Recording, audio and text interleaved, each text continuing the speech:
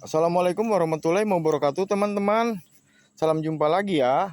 Di sini kita langsung saja, yaitu kita akan membahas tentang proses teknik penanaman singkong. Yang dimana biasa untuk penanaman singkong mungkin buahnya 5, isi umbinya 5. Ini bisa sampai ke 10, bahkan mungkin ke 20. Adapun halnya ada sebagai berikut. Yang pertama, satu, yaitu kita siapkan dulu baluran tanah yang seperti ini. Ini untuk isi 2 batang singkong ya, sebagai bibit atau batang tanam yang kita laksanakan. Lihat, perhatikan gambarnya ya. Lihat, nah lihat. Ini 2 lubang, 1, 2 lubang ya. Lanjut kita ke yang namanya 3 lubang.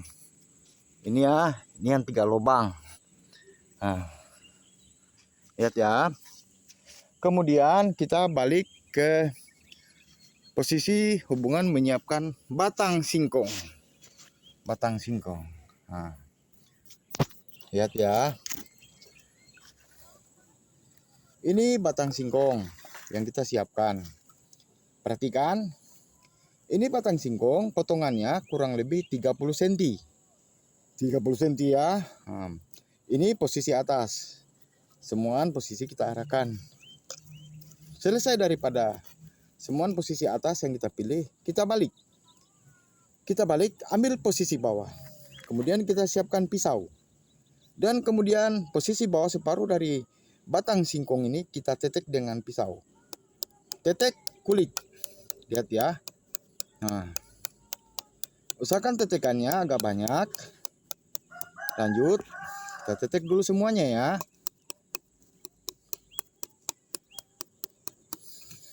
Nah, perhatikan dulu, kita tetek dulu semuaan. Nah, katakanlah ini mau selesai ya. Nah, sudah kita tetek. Selesai. Nah, perlu perhatian. Apa hubungan dengan tetekan tadi? Tetekan tadi yaitu akan terciptanya biasanya singkong jika ditanam itu masih setelah kita potong, kita masih simpan, atau seperti orang-orang tua kita terdahulu yaitu selesai proses hubungan dari batang singkong yang ditanam itu setelah dipotong-potong demikian panjangnya seperti ini, itu masih disimpan sekitar 3-4 hari, masih harus direndam di timbunan-timbunan yang kaitan hubungannya ilalang atau rumput-rumput kaitan dengan tujuan supaya getahnya keluar. Tetapi di sini kita bisa langsung tanam. Permasalahannya karena getahnya sudah keluar daripada hubungan tetekan yang kita adakan tadi. Lanjut, kepentingan tetekan yang ada. Kepentingan tetekan yang ada yaitu satu, jika kita menanam singkong, singkongnya akan tumbuh, lihat ya ini. Akan tumbuh di seputaran batang ini saja.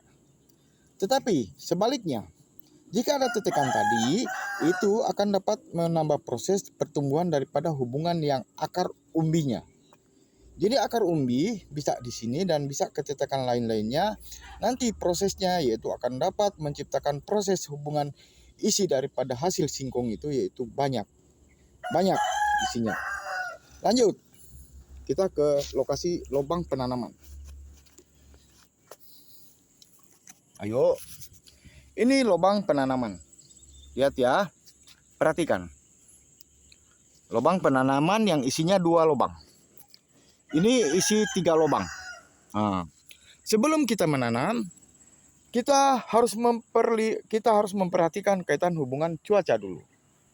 Cuaca yang dimana cuaca, kaitan hubungan dengan cuaca dapat membantu proses daripada tanaman yang kita tanam, yaitu hubungan daripada buah yang berlimpah.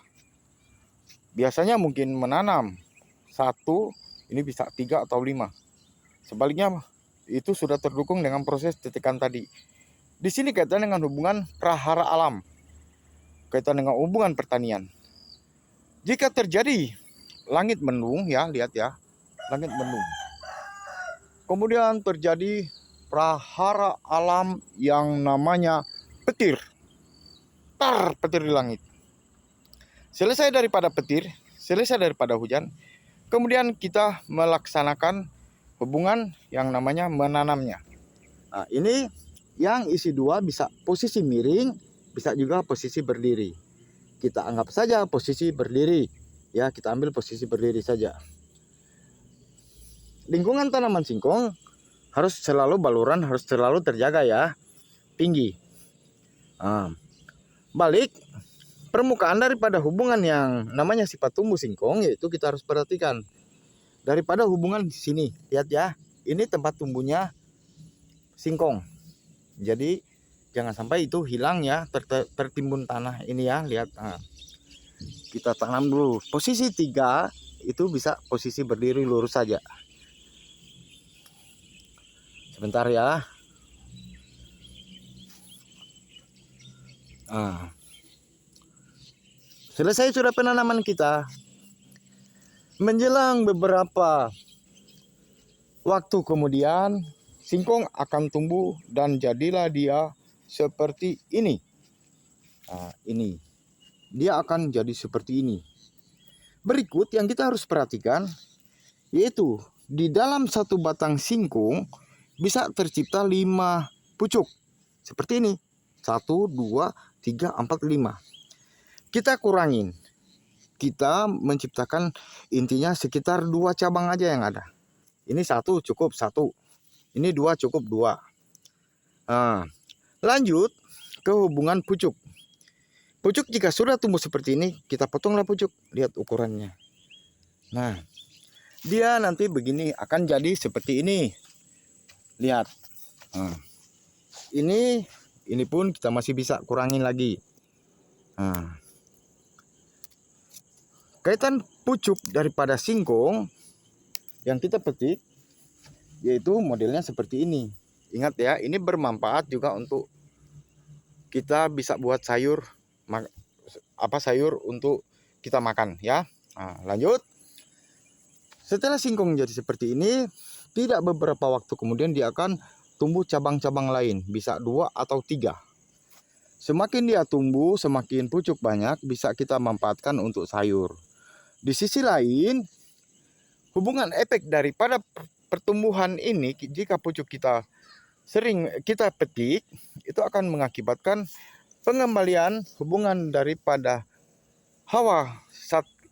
hubungan daripada zat kapur singkong itu kembali ke pertumbuhan akar yang dimana bekas tetekan pisau tadi, dan termasuk ke hubungan batangnya tadi itu akan tumbuh kaitan yang namanya akar banyak dan proses kekelanjutan menjadi umbian singkong.